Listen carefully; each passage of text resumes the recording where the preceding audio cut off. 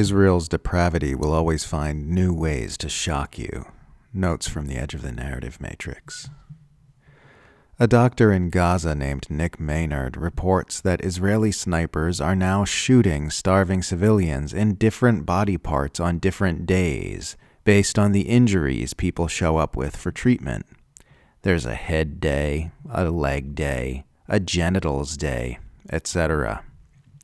Maynard says, quote, "The medical teams here have also been seeing a clear pattern of people being shot in certain body parts on different days, such as the head, legs, or genitals, which seems to indicate deliberate targeting," end quote. I keep thinking there's nothing Israel could do that would shock me anymore, but they keep finding ways. The Israeli military has attacked the residence of World Health Organization staff, detaining multiple medical workers. This comes as Israel's trade envoy, Flor Hassan Nahum, tells Channel 4 News that most doctors in most hospitals in Gaza are, quote, involved in terrorist activities. Possibly the single dumbest thing Israel and its apologists ask us to believe is that Israel has been systematically demolishing Gaza's healthcare infrastructure because the healthcare infrastructure is full of terrorists, and not because they want to commit genocide. The Gaza Health Ministry announced on Monday that among the 130 Palestinians killed in the daily death toll of Israel's genocidal onslaught, 99 were killed while trying to obtain food from aid sites. At some point, you just run out of words for talking about how evil this shit is. If you want to find out who someone truly is, surrender fully to their will and give them everything they want. They'll show you. Zionism is showing us what it truly is right now. This is what it looks like when the Zionists are allowed to do exactly what they want to do. Hasbarists have been going nuts on social media lately. Whenever Israel is acting more evil than usual, the online Israel apologia always kicks into high gear. Words, words, words, words, words, words, words. They love their words.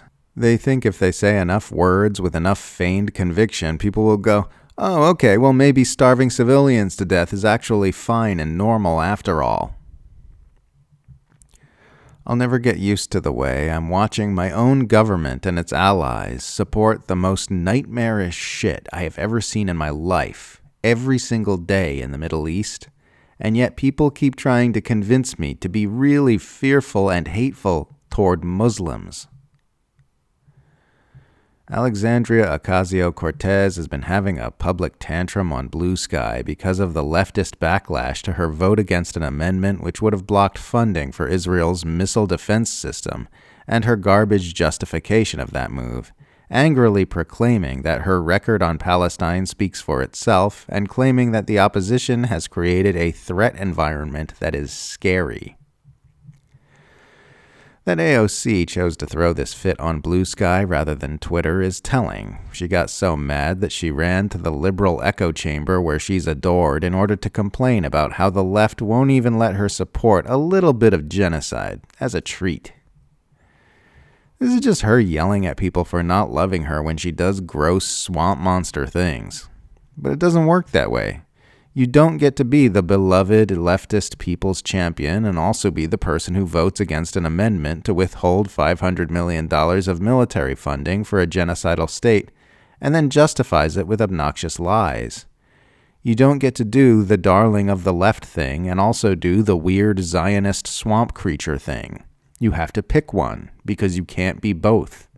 No amount of yelling at ordinary people is going to change that.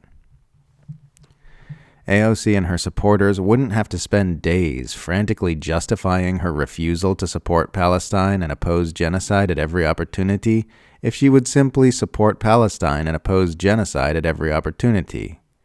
That's normal. Just be normal. Do the normal thing.